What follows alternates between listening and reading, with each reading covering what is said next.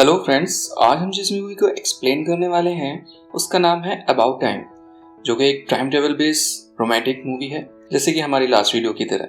दोस्तों, अक्सर हम सोचते हैं कि काश हम टाइम में पीछे जा सकें और कुछ गलतियों को सुधार सकें, पर इस मूवी के माध्यम से हमें पता चलता है कि टाइम में पीछे जाने के बाद हम टाइम में कुछ बदल करके कुछ चेंजेस नहीं कर सकते, और अगर हमने चेंजेस कर भी लिए तो उससे हमारी लाइफ में कुछ खास फर्क नहीं पड़ेगा। ये मूवी टाइम ट्रेवलर के लाइफ के पहलुओं को दर्शाती है। तो चलिए शुरू करते हैं। मूवी का लीड कैरेक्टर है टिम, उसकी सिस्टर किट कैट और टिम के फादर, मदर और अंकल डी। ये सब एक साथ रहते हैं हैप्पी फैमिली की तरह और हर मोमेंट खुशी से बिताते हैं। मूवी में आगे दिखाते हैं कि टिम के घर पे एक न्यू ईयर की पार्टी हो रही है और टिम की चुलबुली sister Kit Kat party enjoy कर रही है। वहीं टिम थोड़ा नर्वस सा है, जिसकी वजह से वो किसी भी लड़की से ठीक से बात नहीं कर पा रहा होता है। इस पार्टी में काफी कुछ गलतियां करता है टिम और उसके बाद पार्टी खत्म होती है।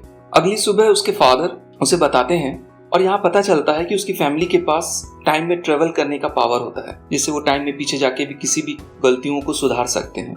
टिम को ज्यादा यकीन नहीं हो रहा होता है, लेकिन वो ट्राई करता है और टिम भी उस पार्टी के मोमेंट में वापस जाता है। और यहाँ पहुंचने के बाद टिम को पहले से सारी चीजें पता थी कि अगले पल क्या होने वाला है और वो पार्टी एंजॉय करता है और अपने द्वारा की गई पुरानी गलतियों को सुधार लेता है। उसके बाद वो टाइम में ट्रेवल करके वापस अपने फादर के पास आता है। उसके फादर बोलते हैं, टिम, इस पावर का यूज केवल स्पेशल काम के लिए करना, ना कि केवल पैसे कमाने के लिए, अदरवाइज तुम भी अपने अंकल की तरह हो जाओगे। उसके अंकल शायद थोड़े से मेंटल हैं।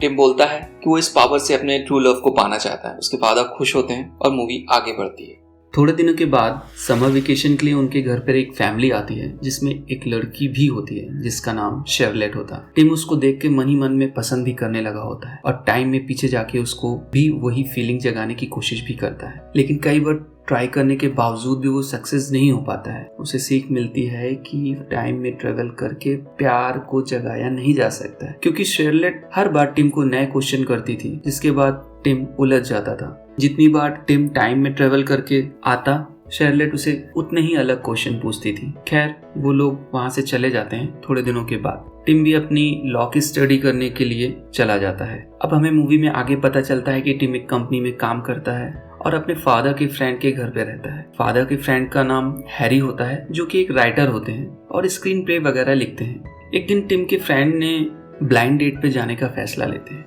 ब्लाइंड डेट एक ऐसी जगह होती है जहाँ पे सारे सिंगल्स लड़की लड़के जाते हैं और एक दूसरे से मिलते हैं बिना देखे और आपस में बात करते हैं। फिर उनकी मुलाकात वहाँ पे मैरी से होती है। दोनों ने काफ़ी टाइम साथ में बिताया और लास्ट में डिसाइड करते हैं कि वो दोबारा मिलेंगे। मैरी ने टिम को अपना मोबाइल नंबर भी दिया और आगे मिलने का प्लान किया। खैर, टिम बहुत खुश था और अपने घर की तरफ। टिम इतना खुश था, शायद वो लाइफ में इतना खुश कभी नहीं हुआ होता है। टिम घर जब पहुंचता है तो उसे हैरी मिलता है। हैरी कुछ अपसेट दिखाई दे रहा होता है। टिम ने पूछा कि क्या हो गया। हैरी बताता है कि तुम्हें मेरे प्ले के बारे में याद नहीं कि आज मेरा प्ले था। टिम उसे सॉरी बोलता है और पूछता है कि प्ले कैसा रहा। हैरी उसको बताता है कि प्ले में एक आर्टिस्ट था जो अपने 2 लाइन की स्पीच भी ठीक से दे नहीं सकता था और भूल जा रहा था, जिसकी वजह से उसका प्ले बर्बाद हो गया। टिम को काफ़ी ख़राब लगता है कि उसके हैरी का प्ले ख़राब हो गया है, जिसकी वजह से वो इतना सैड है। टिम फैसला करता है कि वो टाइम में वापस जाके उसको ठीक कर देगा और वैसा ही करता है। सब कुछ ठीक होने के बाद टिम अपना मोबाइल चेक करता है और मैरी का नंबर देखता है, लेकिन उसे मैरी का नंबर नहीं दिखाई दिया। वो हैरान था कि ऐसा कैसे हो गया। तब यहाँ पे एक राज खुलता है। टिम ने उसी टाइम में ट्रेवल किया था जिस टाइम पे वो मैरी के साथ उस ब्लाइंड डेट पे था, जिस वजह से अब वो मैरी के साथ में नहीं था, हैरी के साथ में था, जिस वजह से उसका मोबाइल नंबर भी उससे खो जाता है। टिम सैड था।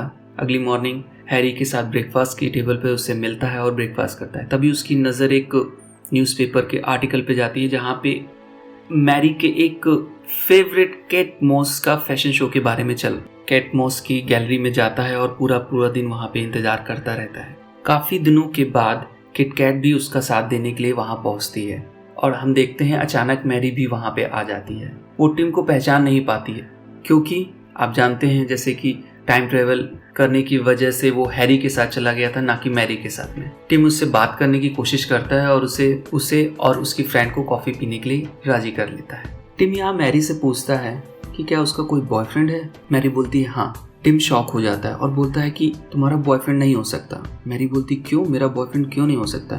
टिम वहाँ सिचुएशन को संभालता और बोलता है नहीं, मेरा मतलब ये था कि तुम्हारा बॉयफ्रेंड नहीं होगा, ऐसा मुझे लगा। तभी मैरी का बॉयफ्रेंड रूपर्ट वहाँ पे आ जाता है। टिम को आइडिया आता है कि जिस दिन रूपर्ट उससे मिला था फर्स्ट टाइम, वो उसी टाइम में पहुंचकर रूपर्ट से पहले मिलेगा और रूपर्ट को उसकी गर्लफ्रेंड होने से और वो खुद उसका बॉयफ्रेंड बन जाएगा। टिम टाइम ट्रेवल करता है और मैरी के पास उसी समय पर पहुंच जाता है। वो दोनों आपस में बात करने लगते हैं।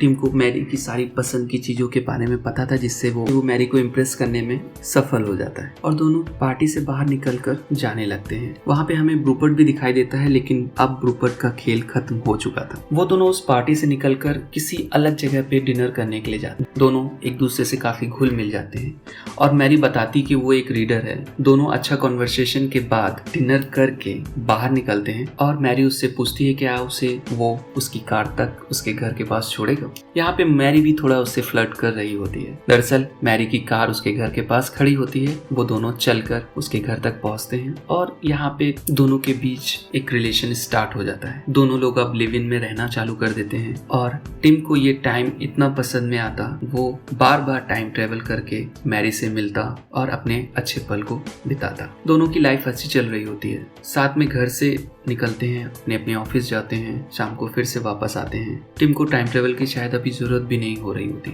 एक दिन मैरी बताती है कि उसके पेरेंट्स उसके घर पे आने वाले हैं और मैरी ने अपने पेरेंट्स को टिम के बारे में सारा बता भी दिया है। उनको कोई प्रॉब्लम भी नहीं होती है। उसके फादर मदर डिनर करते हैं और वो लोग वहाँ से चले जाते हैं। लाइफ फिर से कंटिन्यू होती है। मूवी में आगे दिखाते हैं कि टिम को अचानक एक दिन शार्लेट मिलती है। वो वहाँ पे एक लड़की के साथ आती है। वो दोनों शायद गए थी और शार्लेट और टिम बात करते हैं। टिम टाइम ट्रेवल करके शार्लेट के बारे में पता करता है और उसे पता चलता है कि शार्लेट शायद टिम को पसंद कर रही है। लेकिन उसी पल पे कुछ बहाना करके तुरंत मैरी के पास आता है और उसे शादी के लिए प्रपोज करता है। यहाँ शायद अगर मैरी ना बोलती तो टिम शार्लेट के पास वापस चला जाता, लेकिन मैरी ने हाँ बोल दिया होता है और टिम मैरी को अपने घर में लाके सबसे मिलाता है। किट कैट मैरी को देख के बहुत खुश होती है और इसी के बीच टिम बताता है कि वो शादी करने वाले हैं। यहाँ पे एक और भी राज का खुलासा होता है कि मैरी प्रेग्नेंट है, तो इस वजह से उन्हें शादी जल्दी करनी होगी। पर कुछ फनी सीन्स भी होते हैं, जैसे कि उसके अंकल मैरी से पूछते हैं कि बेबी का फादर कौन है। मैरी बोलती है ऑफ कोर्स टिम है और सब लोग सुन के हंसने लगते। टिम के अंकल जो थोड़ा सा माइंड से डिस्टर्ब दिखते हैं, लेकिन उनका हर सीन एक जोक में डाल दिया जाता है। मूवी में लव को केवल गर्लफ्रेंड बॉयफ्रेंड के अलावा ब्रदर एंड सिस्टर का भी लव दिखाया गया है। हमें पता चलता है किट कैट थोड़ा यहाँ पे परेशान दिख रही होती है, शायद वो अपने रिलेशन की वजह से परेशान थी। फाइनली अब मूवी में टिम और मैरी एक दूसरे से शादी करते हैं। मैरी बहुत ब्यूटीफुल दिखती है और इन पलों में टिम और मैरी की बॉन्डिंग नजर आती है। सब बहुत खुश थे। अचानक वहाँ पे बारिश होने लगती है, तूफान आ जाता है और इसी के बीच में शादी के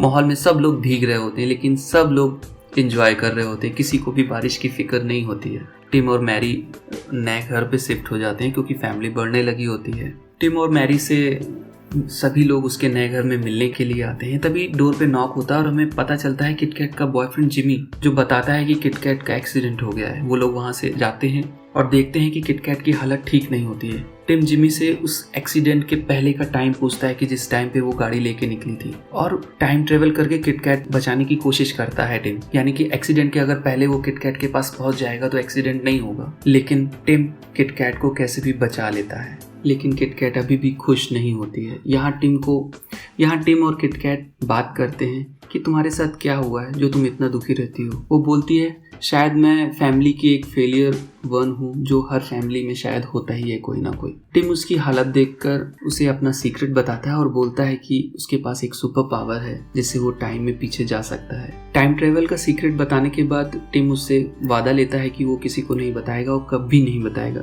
और यहाँ पर वो दोनों उसी टाइम में वापस जाते हैं जहाँ मूवी स्टार्ट हुई होती है। शायद आपको याद होगा वो फर्स्ट पार्टी। किटकैट को जिम वहाँ पे ही मिला होता है। जैसे ही वो दोनों टाइम ट्रेवल करते हैं और किटकैट अपनी ड्रेस देखती है आँख खोल के, तो वो चौंक जाती है क्योंकि वो उसी दिन की ड्रेस होती है जिस दिन की वो पार्टी होती है। टिम किटकैट को रोक देता है क्योंकि वो बताता है कि अगर तुम आज के दिन जिमी से नहीं मिली तो तुम्हारे फ्यूचर में भी तुम्हें उससे कोई भी प्रॉब्लम नहीं होगी और फ्यूचर बदल जाएगा। ठीक वैसा ही होता है। जिमी किसी और लड़की से मिलता है। यहाँ किटकैट को बुरा लगता है कि जिमी किसी और को डेट करने की कोशिश कर रहा होता है। किट कैट वहाँ जाती है और जिमी को पंच देती है। दोनों टाइम ट्रेवल करके प्रेजेंट में आते हैं और किट कैट को पता चलता है कि टाइम में जो बदलाव हुआ है जिसकी वजह से किट कैट अब जेजे की गर्लफ्रेंड बन गई है, ना कि जिमी की। टिम अपनी सिस्टर की हेल्प करके काफी खुश था और वो अपने घर वापस जाता है। वहां जाके टिम को एक और शॉक लगता है। जैसे ही वो अपनी बेटी को गोद में लेता है उसे पता चलता है वो बेटी नहीं बेटा है। टिम समझ नहीं पाता क्या हुआ है। टिम वापस अपने फादर के पास जाता है और उसे सब बताता है।